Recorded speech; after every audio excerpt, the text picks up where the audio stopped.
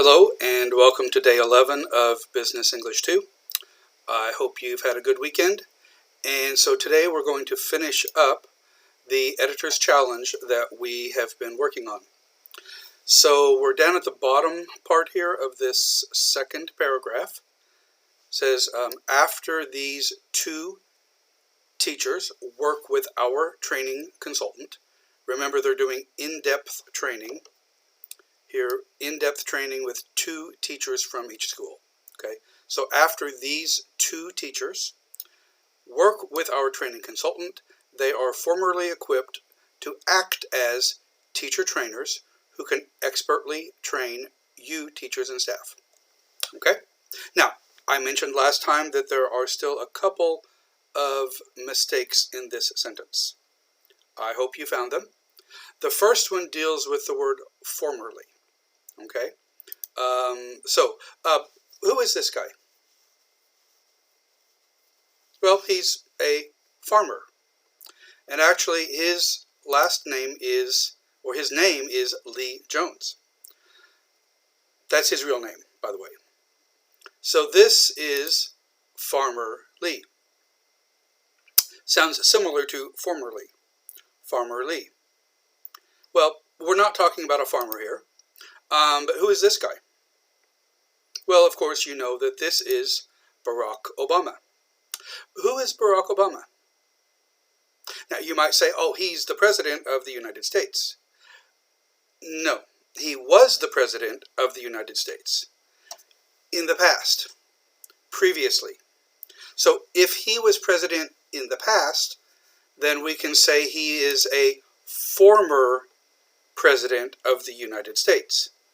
Former means in the past, previously, but not now. Do you know this man?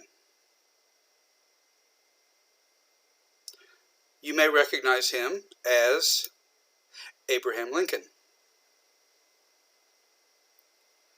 Abraham Lincoln is also a former president of the United States. About 200 years ago. Not quite that long.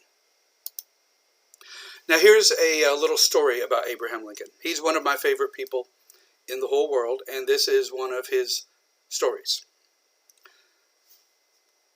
Lincoln was once asked if he ever admitted past errors and apologized for them. Yes, replied Lincoln. I do make amends for my big mistakes, but not for little ones. What does that mean, to make amends for something? Let's look at that before we finish this. I do make amends for my big mistakes, but not for little ones. So what does that mean, to make amends? Well, that's an idiom, an expression, and it means to do something to correct a mistake that one has made, or a bad situation that one has caused. So if you make a mistake, if you you create a bad situation, and you want to correct that or sort of make up for that, we would say you make amends. You try to make it right. So, couple examples here. She tried to make amends by apologizing to him. So sometimes it's a simple apology, admitting your mistake, and just apologizing and promising not to do it again. Or the second example, I'd like to make amends to you for my behavior last night. Again, an apology. And sometimes it can be, fixing something that you've broken, or paying for something that has been damaged. There's a lot of different ways to make amends, but it's basically just trying to make something right. Okay? So, Lincoln was once asked if he ever admitted past errors and apologized for them. If he said he was sorry, if he tried to make it right. Yes, replied Lincoln, I do make amends for my big mistakes, but not for little ones. "What do you mean by a little mistake?" questioned his companion. His friend, the person who was with him. "Well," drawled Lincoln. Drawled, if you drawl, you kind of talk with a slow accent. Now, especially in the southern United States, they talk with a drawl a lot of times, kind of this slow, more relaxed kind of pronunciation. Or in Texas too, cowboys often have sort of a drawl. A drawl is that type of pronunciation. Okay? "Well," drawled Lincoln, "I once said liar when I meant to say lawyer. But there was such little difference that I didn't correct it." So Lincoln talked with a bit of a drawl. Okay? So he once said liar when he meant to say lawyer. Now, a liar, of course, is a person who tells lies. They do not tell the truth. A lawyer is an attorney, someone who practices law. Okay? So, I once said liar when I meant to say lawyer. But there was such a little difference I didn't correct it. Because he's making a joke here, because many people believe, they sort of have a bad reputation, many people believe that lawyers are liars, that many lawyers do not tell the truth, that many lawyers are dishonest. So, I once said liar when I meant to say lawyer, but almost the same thing. Just a little mistake, small difference, so I didn't correct it. Now, Abraham Lincoln grew up very near where I grew up in southern Indiana. My childhood home, my boyhood home, was about 45 minutes from where Abraham Lincoln lived when he was a boy. And so when I was a kid, we often visited his boyhood home. There's a state park and also a national monument, a national park, to preserve and recognize and teach about Abraham Lincoln and his history. So here's a few things about his childhood and his education. The first one here, he moved to Indiana in 1816 and lived there the rest of his youth. So in 1816 is also the year that Indiana became a state. And he grew up, he was actually born in Kentucky, which is right below Indiana, and his family crossed the Ohio River into Indiana, very near where I grew up. And then at that time, Lincoln was maybe 7 or 8 years old. And so he stayed there until he was around 18 or 20. I don't remember exactly. But his youth, his childhood, he spent in Indiana. And at that time, Indiana, of course, was a very, very young state. And much of it was not settled or developed. Not settled. It was not settled means that people had not settled there. Nobody lived there, or there were maybe some American Indians who still lived in parts of it, but as far as white people, basically, it had not been settled by European settlers, European immigrants to the United States, as the country was expanding and growing to the west. So, and so there weren't a lot of people at that time, and things like public schools and universities did not really exist, or not very many. So it says here, Lincoln himself stated that he had about 1 year of formal education. However, he was taught by many different individuals. So, formal education, what is that? Well, formal education is a structured education program in a school with an actual teacher, or maybe even not at school, but at home, or in this, like we're doing right now, online, where you actually have an instructor, you have a curriculum, you have certain subjects that you're trying to teach. So you guys are in a formal education program. You're in a university where there are different departments and majors and required courses and elective courses. It's a very structured, organized system. This is a formal education. Okay? Lincoln had about 1 year total of formal education. Now, he was taught by many different individuals. Different people taught him, but he didn't go to school. He didn't have a regular teacher because there just weren't that many schools at that time, and also many children worked on the farm. They helped with family businesses, and so they weren't able to go to school a lot of times.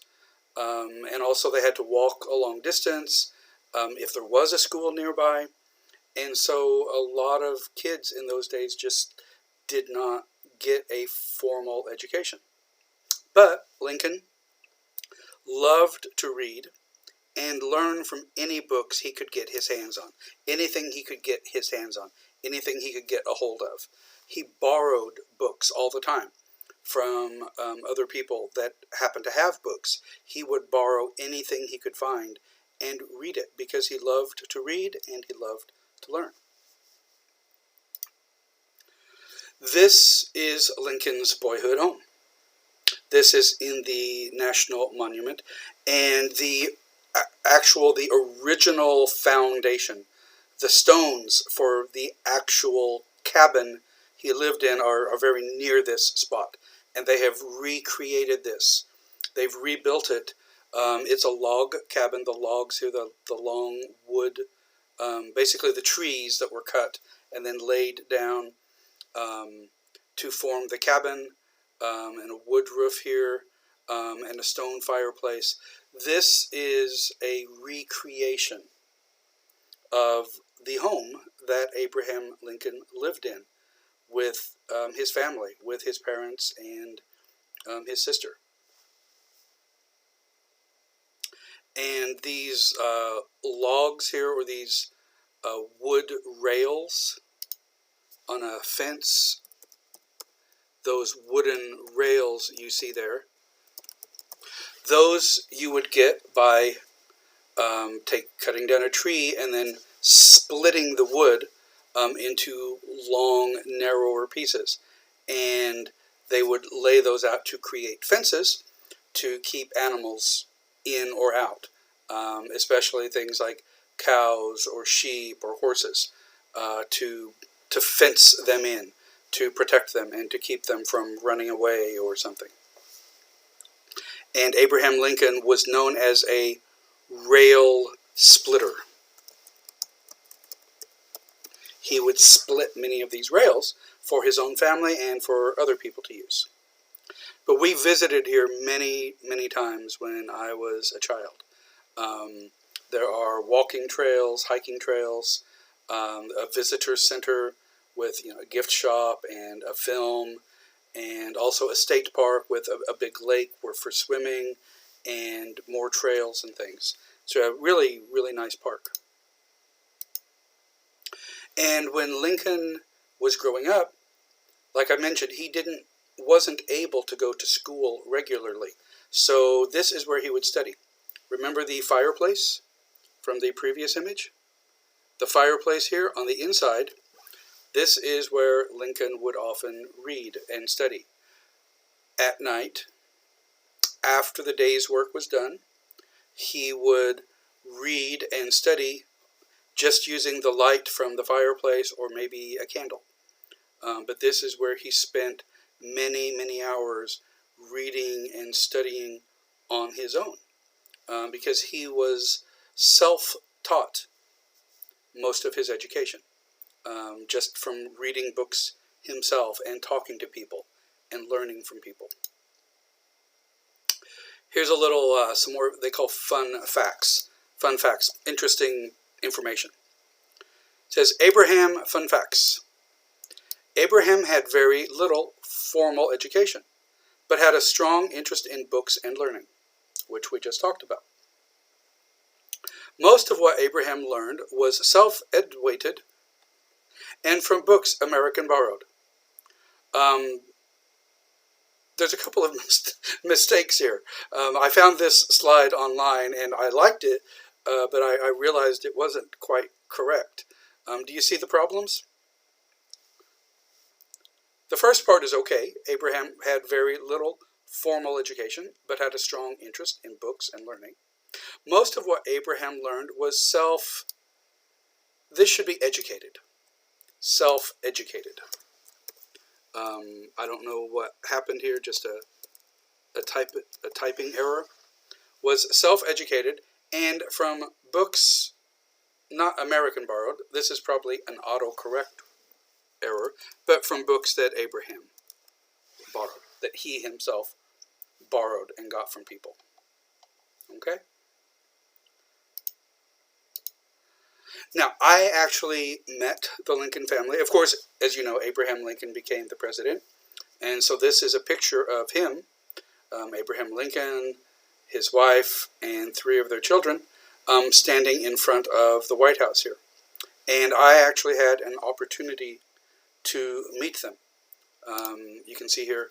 And Abraham Lincoln, of course, was a very friendly person. You can see his hand on my shoulder there. And then I have my hand on his son's shoulder. So it was really, really interesting and a great honor to be able to meet them in person and to have my picture taken with the president in front of the White House. So the word that we're looking here, obviously, is formally. After these 2 teachers work with our training consultant, they are formally equipped. They have had formal training. They have had this in-depth training from the company, from Zytec Software, and so they are formally equipped. They're officially trained. They have been trained following a structured program, a training program specifically for this software. So they are formally equipped to act as teacher trainers who can expertly train you teachers and staff. Okay? So we have a few homonyms here, or very similar sounding words. So let's go through these, and you can practice the pronunciation with me. We have farmer, farmer, former, or, farmer, former, formal. So these 2 are different here, far and for, farmer, former. And then these 2 are the same here, former, formal. So the ending is different. So be very careful with the R and L here. Former, formal. So if we talk about farmerly, formerly, formally. Those are very similar, but very different. Farmerly, formerly, formally. Formerly, formally. Formerly, formally. Former, formal.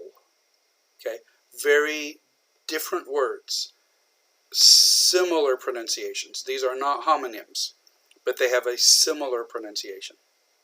And then down here at the bottom, we have lawyer, lawyer, liar, lair, different, but almost the same spelling, but just the I and the A are reversed. Liar and lair. What is a lair? Well, we talk about this in my Business English 1 class. A lair is like if you're talking about an animal, like a bear or a fox or something. Their lair is their home, their Sometimes we call it their den, like a lion's den or a bear's den. The lion's den is its lair, its home.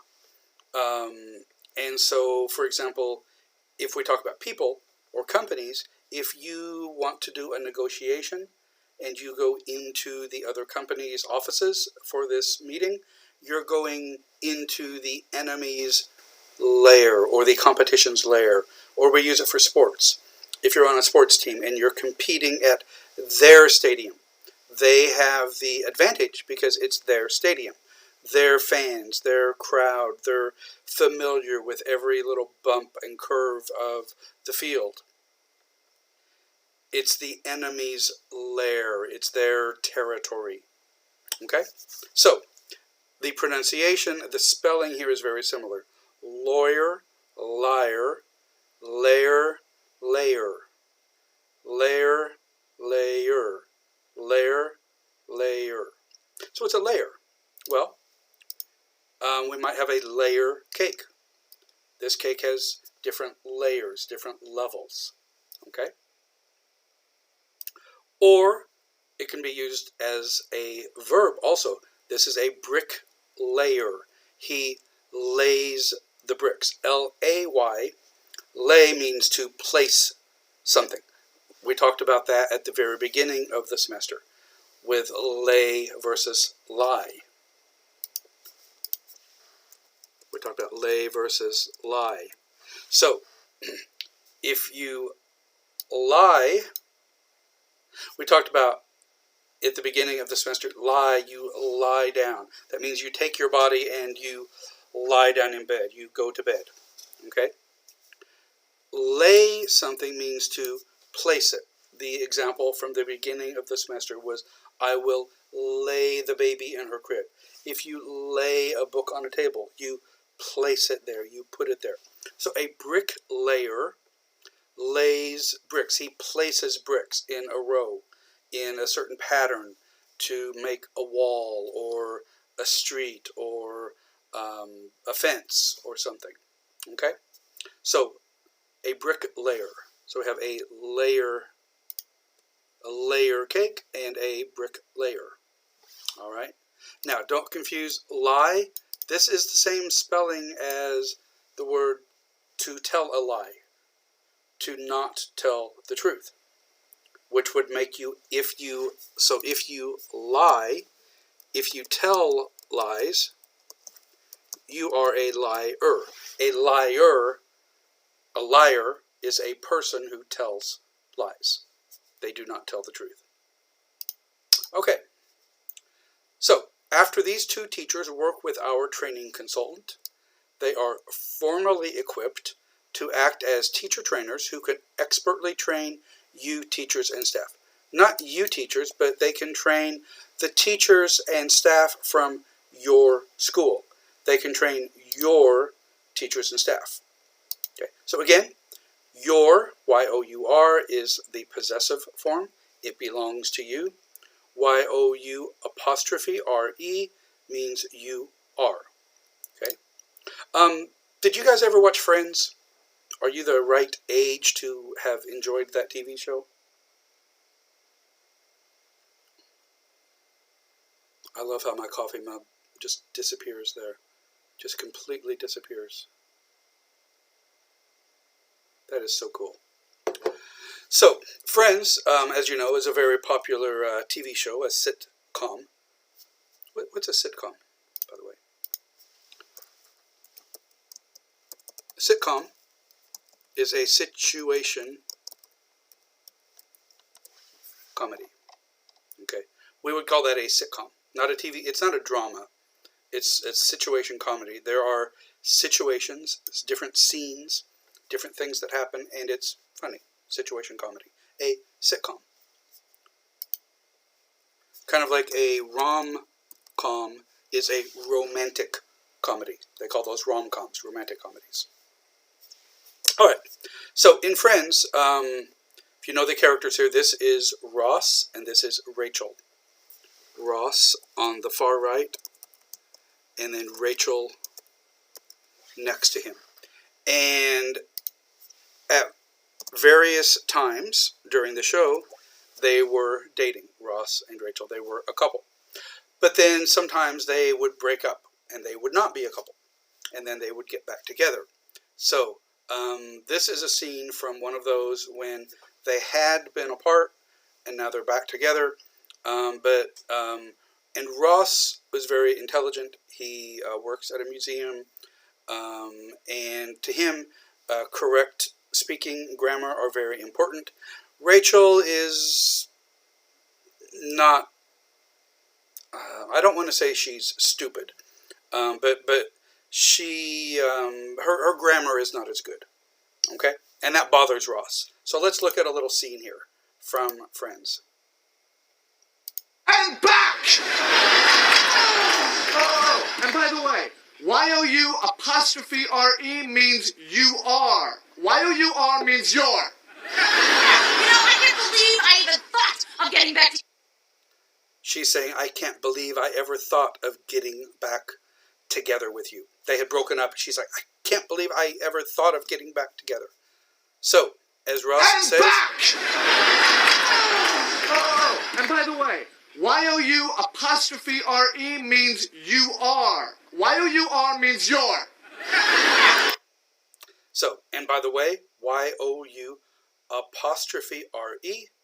means you are. It is the contraction. Remember we talked about contractions using an apostrophe. Is the contraction for you are. Y-O-U-R means your, means possession or ownership. It belongs to you. Okay, so they can train your teachers and staff. The teachers and staff that belong to you or your school. Okay? All right, now let's finish this up. Unlike trainers means it's different. It's not the same. It's unlike trainers who are available for only a few hours. Ours? Belongs to us? No, it's not ours. It's ours. Okay?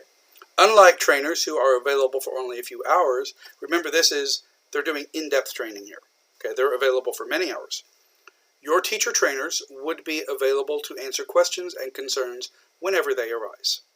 So, if you're doing a short training for everybody, those trainers are only available for a few hours during the training.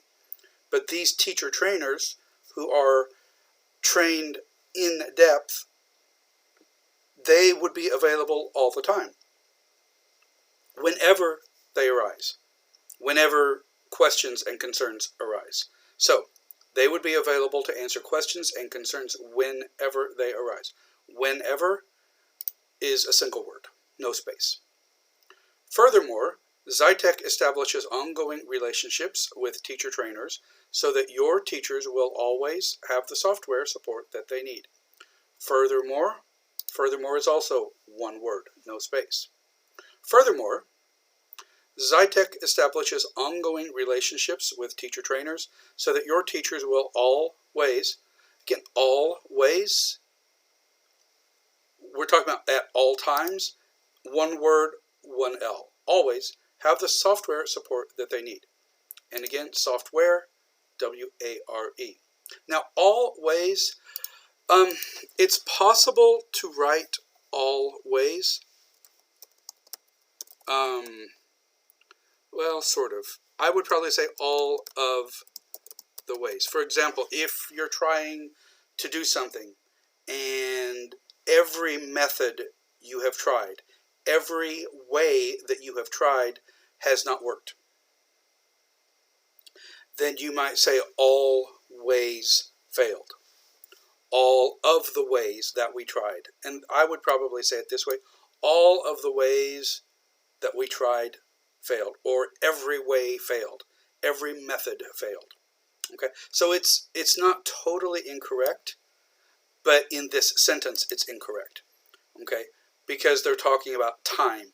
Always have the software support they need. Will at all times.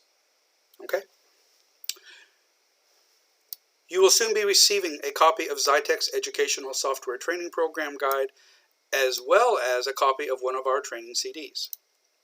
So you will soon be receiving. Receiving is spelled C-E-I-V-I-N-G. Okay. Now, you might see this expression sometimes. It's a pretty common saying that you'll see. I before E, except after C. So if you're spelling a word, the letter I comes before the letter E, except after a C. So if there's a letter C, I-E, it would be C-E-I. Just like here, R-E-C, oh, there's a C. So I before E, except after C.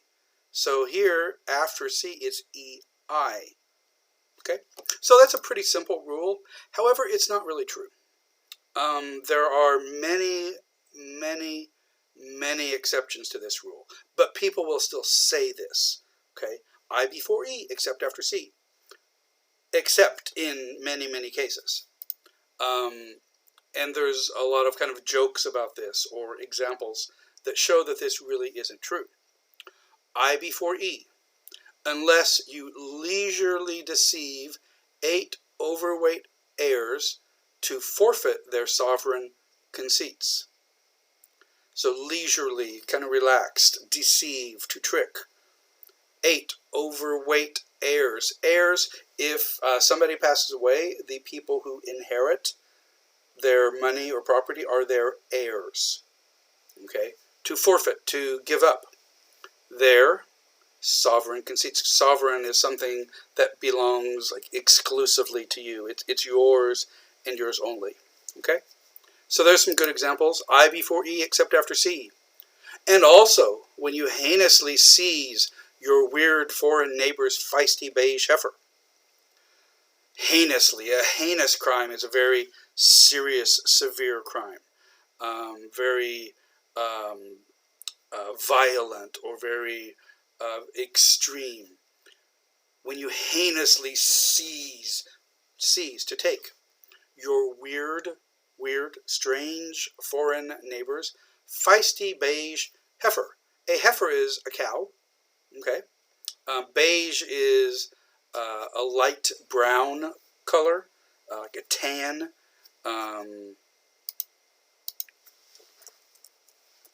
Tan color, okay, a light brown.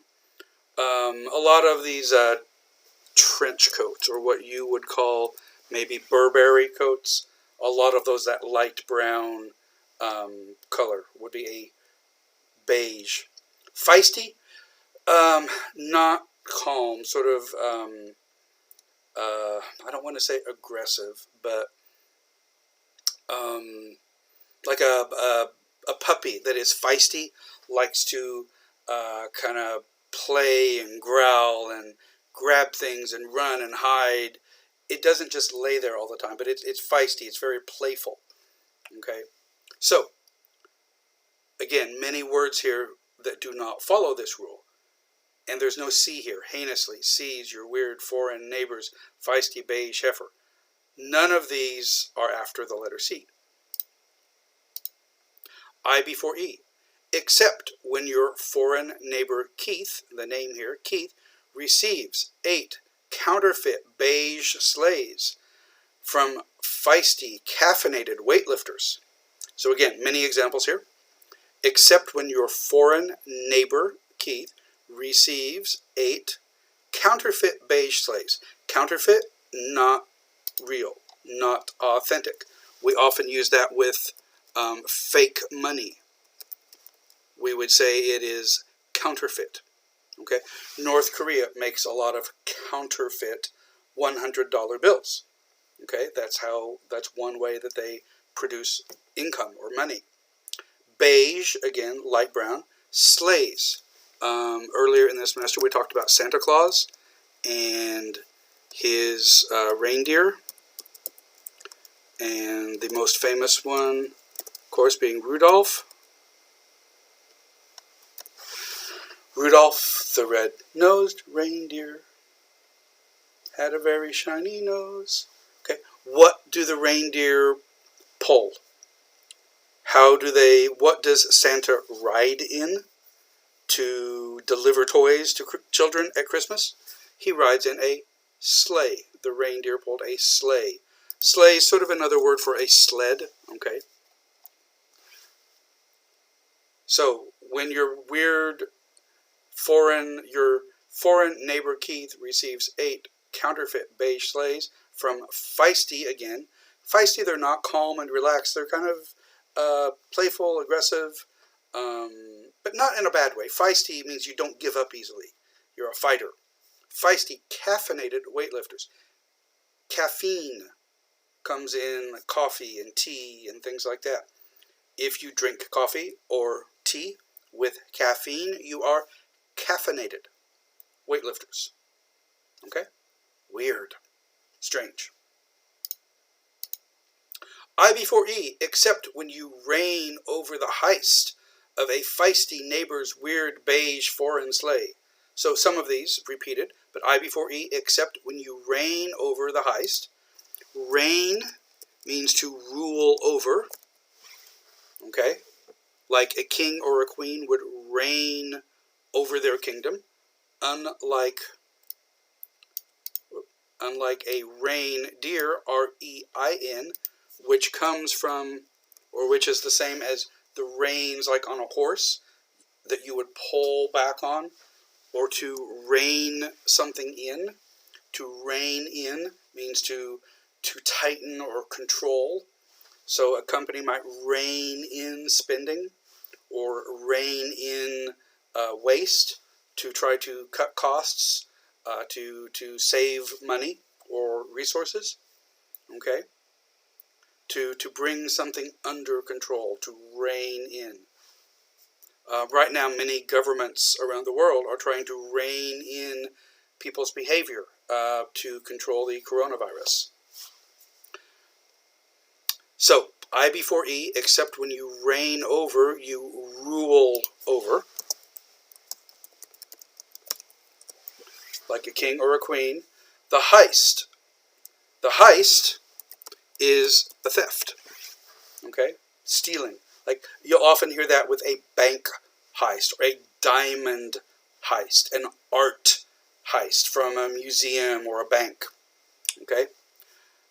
You reign over the heist of a feisty neighbor's weird beige foreign sleigh. So you're stealing a sleigh.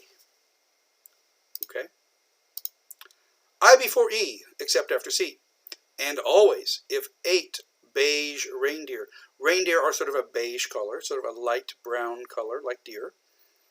If 8 beige reindeer leisurely seize, leisurely, they take their time, it's very relaxed. Seize, take, an overweight freight. A freight is like a shipment, some product. Freight of neighbors in their sleigh and begin to neigh. So these 8 beige reindeer take their time. They leisurely seize an overweight freight of neighbors in their sleigh. So the neighbors are in the sleigh and begin to neigh. Neigh is the sound that horses make, and perhaps reindeer. It's that sound that they make when they're excited or when they talk. It's neigh. They neigh, neigh, neigh. Okay? So horses neigh. Just like we say that a horses neigh, just like dogs bark, cats meow. Okay? So, dogs bark, cats meow, horses neigh. And that's sort of how the sound they make. Neigh, neigh. Okay? Now, the word neigh here means that sound that they make. Also, in Old English, neigh is the equivalent of no.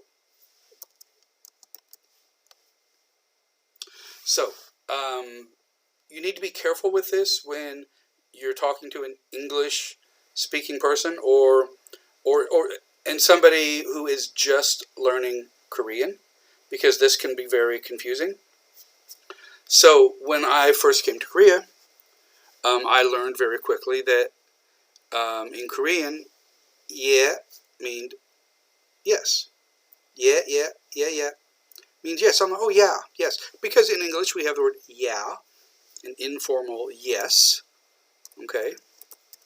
So in Korean, yeah, yeah means yes. I'm like, oh, okay, that's easy. And then I heard people say nay, nay, nay. I'm like, oh, okay. Yeah equals yes. Nay must mean no. But that's not true in Korean. In Korean, also, nay, yea, and nay mean yes. So that was confusing to me when I first started hearing that. So be aware, that's something to be aware of if you're talking to people who are just learning basic Korean. That could easily confuse them. But you'll hear that in like voting in parliament or something. If people are voting for something, they'll say all in favor. If you support something, if you're in favor of it, all in favor say I. I means yes. Now, when I was younger, I thought they were saying all those in favor say I, like me. But that's not actually what it is. I means yes. And you'll hear this in movies, like on ships or spaceships. When the captain gives an order to the crew, they will salute and say, aye, captain. Aye, captain. Aye. Aye means yes. Okay? So in Parliament, like the British Parliament, you'll hear this. All those in favor say aye, means yes. All those opposed, if you don't support it, say nay. Nay means no. Okay, so back to the story, or back to the editor's challenge. You will soon be receiving a copy of Zytek's educational software, spelling error again, educational software training program guide, as well as a copy of one of our training CDs. As well as means also, or in addition to. Okay, pretty common usage there. Means also, or in addition to. And back up just a bit here. As well as a copy of one of our training CDs. CD, what does that stand for?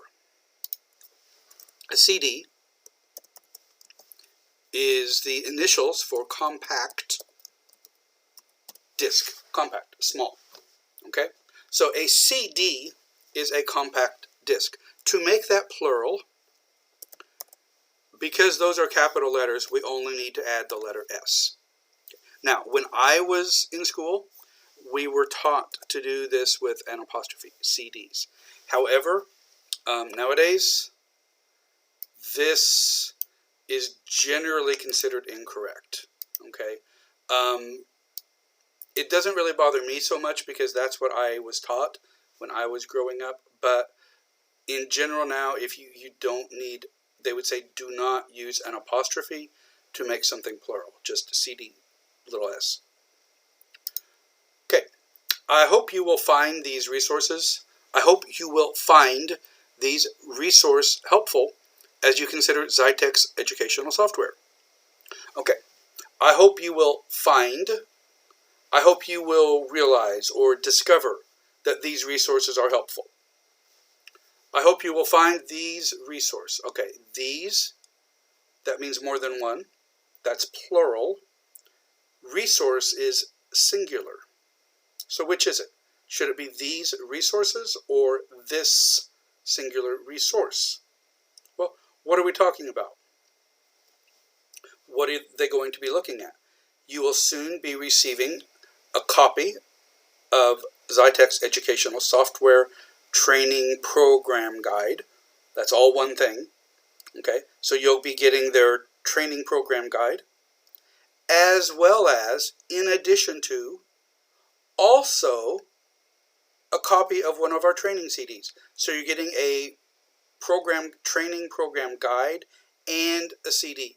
So that's two things. So that should be these resources. I hope you will find these resources helpful as you consider Zytek's educational software. In as much as a number of neighboring schools are using Zytek software, you might find it useful to speak with a teacher trainer from a nearby school district. Okay. In as much is all one word. Okay, and I know this one was confusing because you might not have ever seen that before. But in as much is a single word. What does it mean? Well, in as much, and often we say in as much as, you'll usually see that there, means in view of the fact that. So it means we know this, so we know this. Or seeing that, or since. We can also say insofar as, or to such a degree as. Let's look at some more examples here. So, in as much as is used to introduce a statement that explains, limits, or gives more specific information about what you have just said. So again, in the degree that, or insofar as, or in view of the fact that, since. Since we know this, then this. So, let's look at a couple examples here. The economic forecast for the coming decade looks promising. What's a decade? How long is a decade? That is 10 years. A decade is 10 years. Okay? The economic forecast, the prediction for the coming decade looks promising. It looks good. In as much as we can predict that far in advance. So, if you're looking to make an economic prediction, a forecast, you try to look into the future and you look at trends and history and analysis and charts and graphs, and you try to predict the future. Now, can any of us see the future? No, of course not. We have limited ability to make predictions. So, the economic forecast for the coming decade, for the next 10 years, looks promising. It looks good. In as much as, to the degree that, to the extent, based on our limited ability to predict that far in advance. So, we can only predict so far in advance. We can't predict the future at all. So it's limited by or based on to the degree that we can predict that far in advance. Okay? You should not use that source in as much as it is badly out of date. So you shouldn't use that source since it is really out of date, in as much as, okay, it's not current, it's not accurate. Let's look at a couple more examples. They were lucky in as much as no one was hurt in the fire. So there was a fire. That's really bad. That's terrible. But no one was hurt. So that's lucky. That's fortunate. That's good. So they were lucky not because there was a fire. There was a fire, that's bad. So they were not lucky because there was a fire. But they were lucky because no one was hurt in the fire. They were lucky since no one was hurt in the fire. They were lucky in as much as no one was hurt in the fire. They abide by the rules only in as much as it suits them. So maybe a company that is following tax laws, tax rules. They abide by the rules only to the degree, only to the extent that it suits them. If it's good for them, if it suits them, if it's profitable for them, if it's beneficial for them, if it's good for them, they follow the rules. If it's not good for them, they don't follow the rules. Okay? So, in as much as, since, a number of neighboring schools are using Zytec software, neighboring, this is the British spelling with the O-U-R, so we can remove the O. Inasmuch as a number of neighboring schools are using Zytec software, you might find it useful to speak with a teacher trainer from a nearby school district. You might find it useful. Okay? Just like this. You might discover that it is useful. You might realize that it is useful. Now, the word fine, though, has many, many different uses. I love it when my mug disappears. So this is a sign I have seen on a Korean company warehouse not far from the university here. The fine is fine, and I never knew what this meant. I was so confused. I finally learned that the fine refers to the name of the company. It's like Fine Logistics or something like that. But it's a logistics company of some sort. So the fine company is fine. So mystery solved. Now I know what this means. But there are a lot of homonyms with fine, where it's the same spelling, same pronunciation, but lots of different definitions. So some of these you already know, I'm sure. Fine, okay, all right, good, acceptable. It's fine. I'm fine. I'm fine. I'm okay. I'm all right. Fine can be a penalty. A sum of money. A sum of money is an amount of money paid as a form of punishment. Like if you're speeding, you get a speeding ticket. You have to pay a fine, a penalty, or a parking ticket, a parking fine. A fine is the opposite of rough. If you're talking about something like sandpaper, something could be very smooth, okay? Or sandpaper, if you want to make something smooth. Sandpaper has like little grains of sand glued to the paper. So if it has big grains of sand, it's very rough. If it has little tiny, tiny grains of sand, then it's fine sandpaper, which is related to this. It's the opposite of coarse.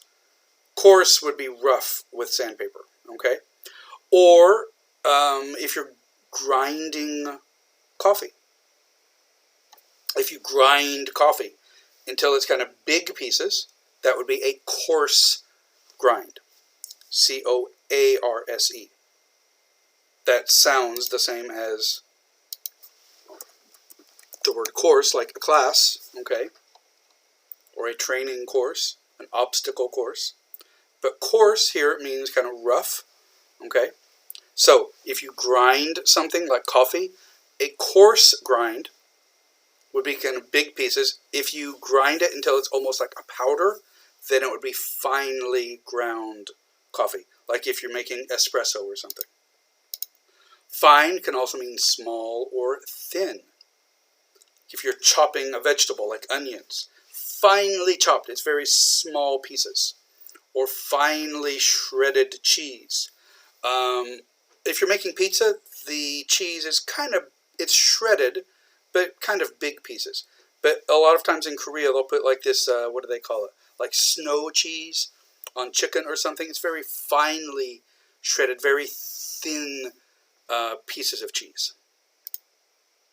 Fine can also mean thin here, like fine hair would be very thin hair, or a wire, or a filament, or thread, like for sewing, would be very fine. Filament, that's like the thin wire inside, like a light bulb. That thin piece of wire that goes inside a light bulb is a filament. Fine can also mean of high quality or fancy. Okay, like a fine wine. We talk about fine dining. A fine dining restaurant means high quality or fancy, sort of upscale. And fine can also be very small, like fine print. Now, if you sign a contract for something, like when you got your cell phone, you had to sign a contract. And they probably had pages and pages of the details. Right? Did you read all of that information? Probably not. You just checked the box, right? Said yes, okay, fine. Same with using maybe a website or an app. Sometimes they have a customer agreement. You have to agree to these conditions. Nobody reads that, but you should. Same with any kind of contract, a loan or something like that. Because, and it's called fine print because, one, it's very small. And usually it's printed on the back, very small letters, and also usually they use like gray ink instead of black ink. So it's actually very difficult to read. But the fine print is like those little tiny details that most people don't pay attention to, but can make a big difference, like on an insurance policy or some sort of contract. The fine print is extremely important. Okay?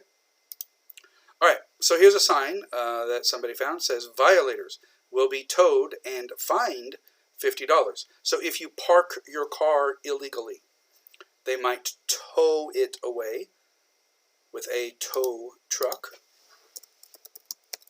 or what we call sometimes a wrecker. I've seen that in Korea also, rekka truck. Okay, violators will be towed and fined $50. So, if that was the case, they would tow your car, they'd take it away, and you say, no, not my car. And then you look down and, oh, $50, $50. Oh, sweet. $50. Awesome. Sweet. It's like, great. So, you'll be towed and you will discover $50. Is that what happens? No, of course not. So, some spelling mistakes here. By the way, here's a tow truck, a wrecker. Okay. What do they want to say? They want to tell you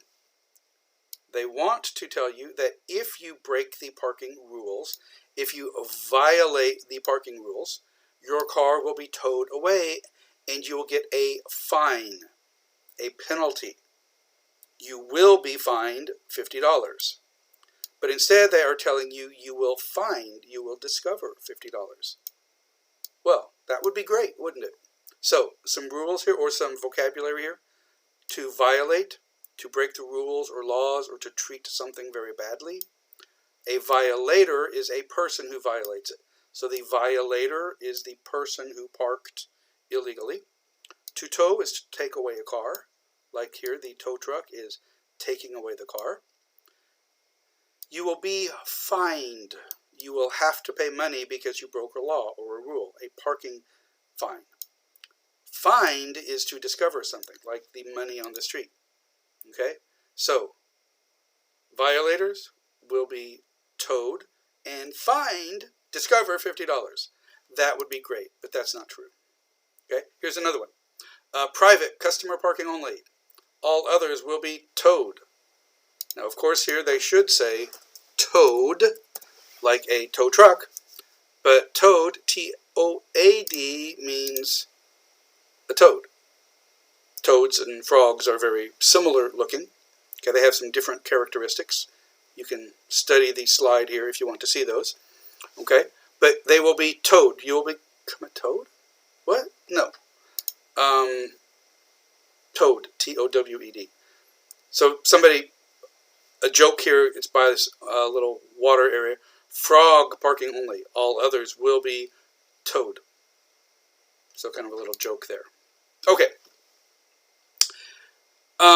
Inasmuch as a number of neighboring schools are using Zytec software, you might find it useful to speak with a teacher trainer from a nearby school district. Nearby is a single word. Nearby. Nearby means close, not far away.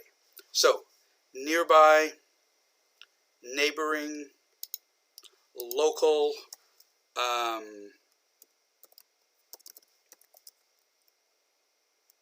a local school district, a neighboring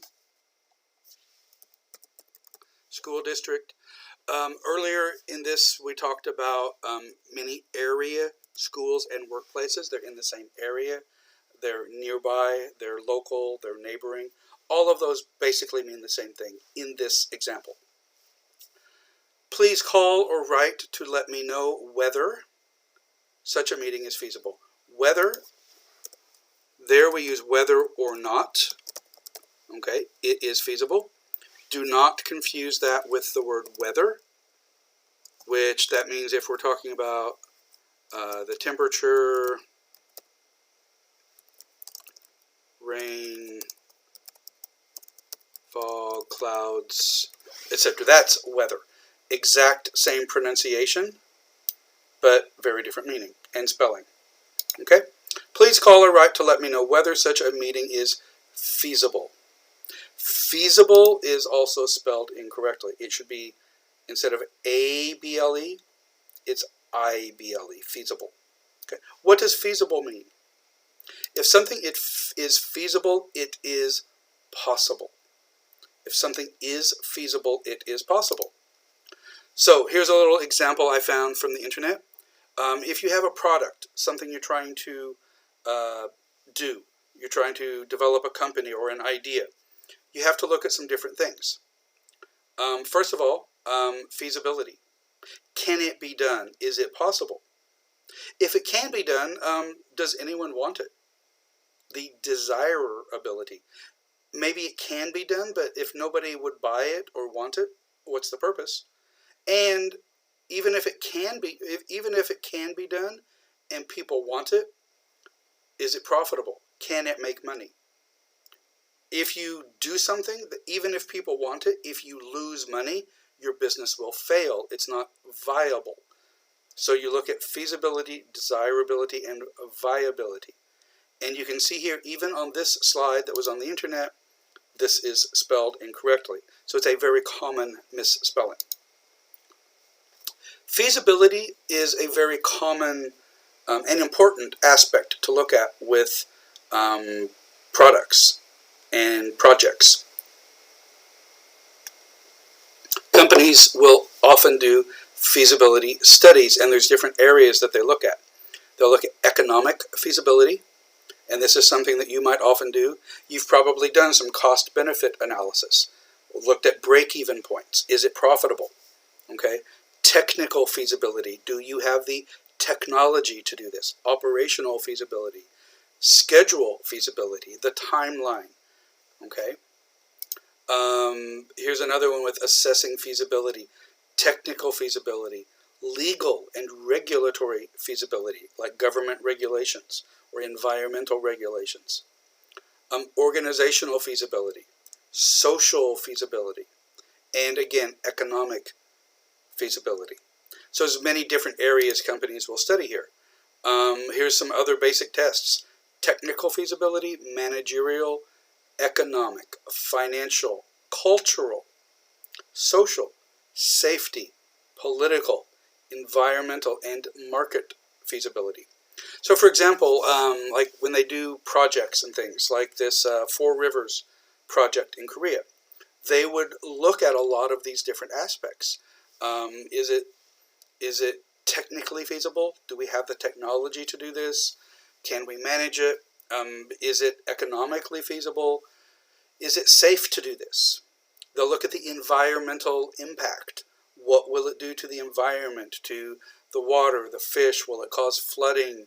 Will it cause water shortages? They'll look at all these different impacts and different effects of something in these feasibility studies or the feasibility analysis. Okay. Here's an example from CNBC, the news organization. It says U.S. oil reserves pass up, are greater than those of Saudi Arabia and Russia. And this was a few years ago, okay? And this was reprinted from the Financial Times. But this is what they're talking about. Recoverable reserves.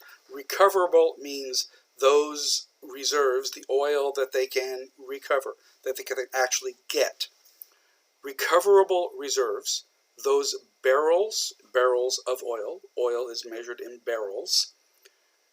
Those barrels that are technologically and economically feasible to extract. Recoverable reserves are analyzed by the energy industry to determine company valuations and the long-term health of an oil-producing nation's economy. So, recoverable, they are technologically and economically feasible to extract. Technologically feasible? In the past, they could really just get oil from under the ground, and then later from underwater. Now, but they drill deeper. They have these huge ships and the oil platforms on the ocean. That takes a lot of technology to extract, to get that oil out. And that's also very expensive. To build the ships, the oil tankers, the drilling platforms, to have workers live there for weeks or months at a time. The financial cost of that is very great. So maybe we can do it. Maybe we have the technology to do it. But will it be profitable? If we recover this oil, will we make enough money to make it worthwhile, to make it profitable? So it has to be technologically feasible. We have to have the ability to do it, but we also need to make a profit. It has to be economically feasible. Okay, so there's a really good example using the word feasible. Who's this? Of course, that's Mickey Mouse. And who is this?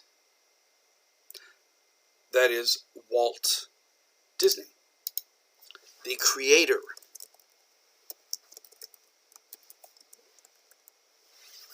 The creator of Mickey Mouse.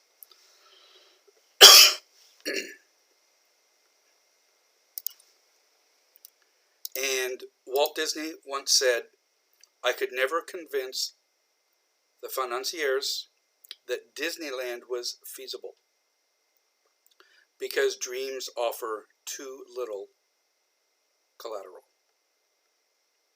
I could never convince the financiers that Disneyland was feasible, that it was going to be profitable, because dreams offer too little collateral. When you borrow money, the bank wants collateral, something to sort of guarantee or promise that you have the ability to pay that loan. Well, dreams aren't a physical thing. They have no financial value. But this was a dream. It wasn't enough collateral. It had no collateral for the banks. So he says, I could never convince the financiers, the bankers, the investors, that Disneyland was feasible. I could never convince them that it would be profitable. Now, is it profitable? Has it been profitable? Absolutely. Disneyland, Disney World, Disney Shanghai, Hong Kong, Tokyo, Paris have all been very profitable. Okay, plus the movies, the Disney Empire, all of the products, the T-shirts and the lunch boxes and the toys, the merchandise has been incredibly profitable. So it was feasible, but very hard to convince people that it was. So another quote from Walt Disney here. He says, I only hope that we never lose sight of one thing. I hope we never lose sight. I hope we never forget one thing. That it all started with a mouse. So if you have a great idea, it may seem silly, it may seem very small, but if it's the right idea, it can be incredibly successful. All right, so that is it for today. Now, we have been looking at lots of different things. We have looked at parts of speech. We've looked at subjects and verbs, or nouns and verbs. In a sentence, the noun is usually, a noun or a pronoun is the subject of the sentence. The verb is the action word. And so we're going to look at something called subject and verb agreement, which means that they must agree. You've probably studied this. I'm sure you've looked at it in the past. And so I've got a little worksheet for you to do a little practice before we look at this in class. Okay, so I'm going to upload this worksheet for you, and you can take a look at that and kind of a little pre-practice before we discuss it in class on Thursday. Okay, have a good day. Thanks for watching.